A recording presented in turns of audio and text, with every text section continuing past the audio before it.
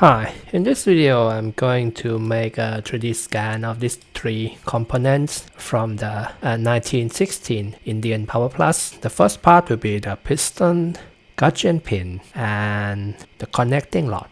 I couldn't remove the second piston link. I could remove the first one on the top, but this one is very stiff. I don't want to break it, so I will just leave it like this, and I'll try to scan into the pocket. There is small opening pocket, and the piston link can be moved, so I'll try not to move it during the scan. It's made from cast iron. For the connecting rod, also made from the cast iron, maybe produced by forging. One side is connecting to the crank. This side is connected to a cylindrical bearing. There was ball bearing supply that time, 1916. But in the US, I think they use cylindrical bearing more widely than the ball bearing.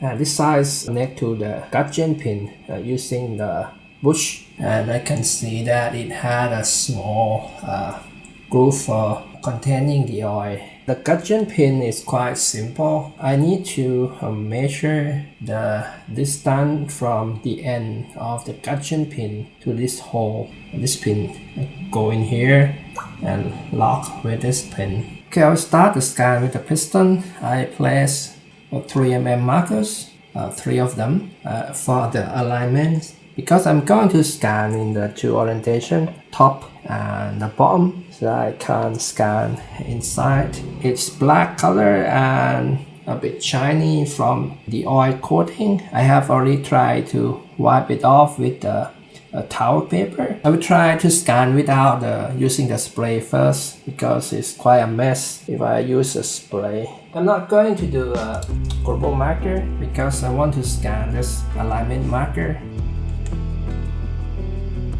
Okay, so black and shiny is working. This scanner is the Sermoon X1. The speed in the semi-line mode is faster than the cross-line mode from the Lab X, so this is a very high speed scanner in the polyline mode. Let me switch to the single line. I'm trying to capture the groove in the piston ring.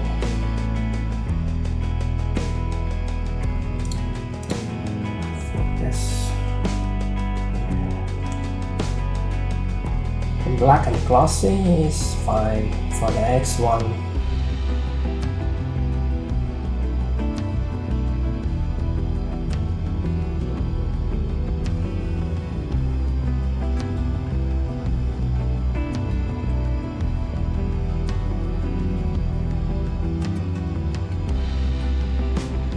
Okay, switch to the single line.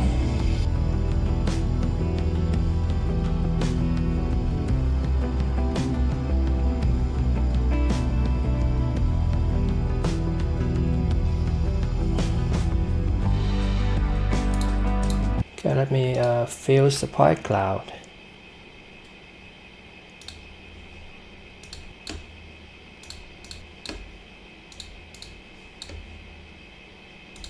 Alignment, marker alignment, manual.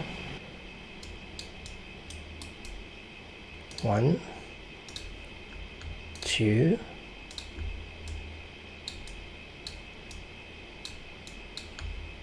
3. Set. Some part of the piston ring groove is not scanned. I didn't see that, but it should be enough for me to make reverse engineering of this piston.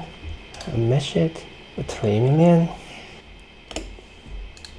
Okay, here's a piston. There's some gunk inside of the piston ring. I couldn't clean it. Quite sticky residue from the engine oil. Now it's smooth. Okay, next the connecting rod. I'm going to place small marker here for the alignment on the opposite side here for balancing.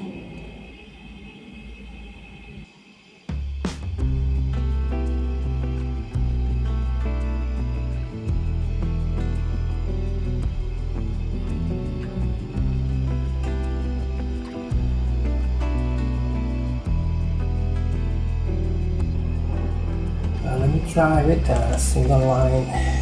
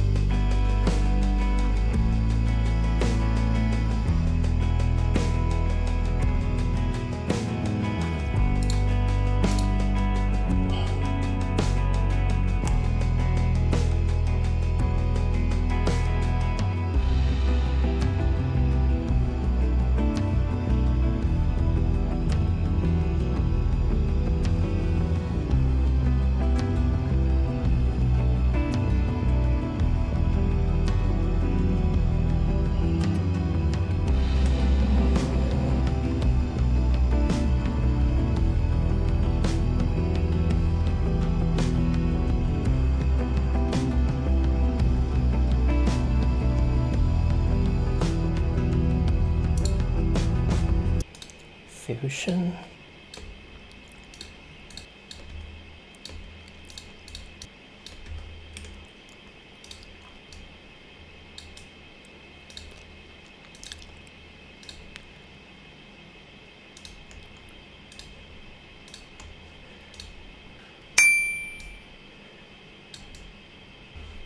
Mesh them 2 millions.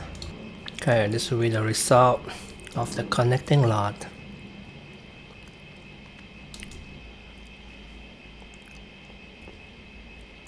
I can see the oil groove here, quite clear.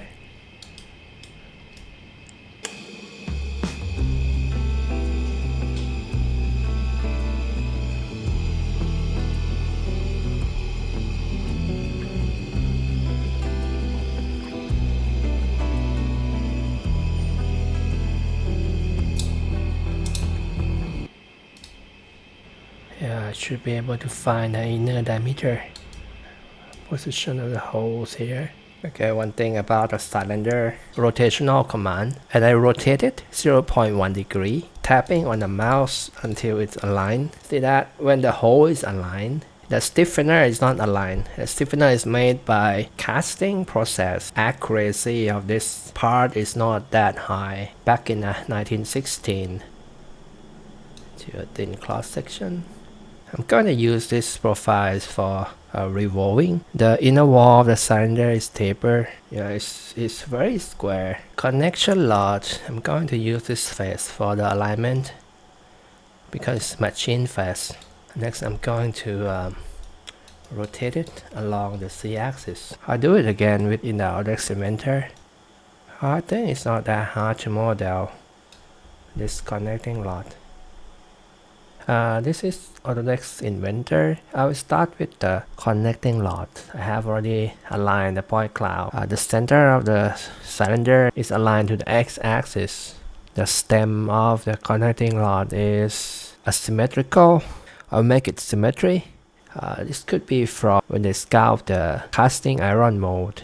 The accuracy is not that good.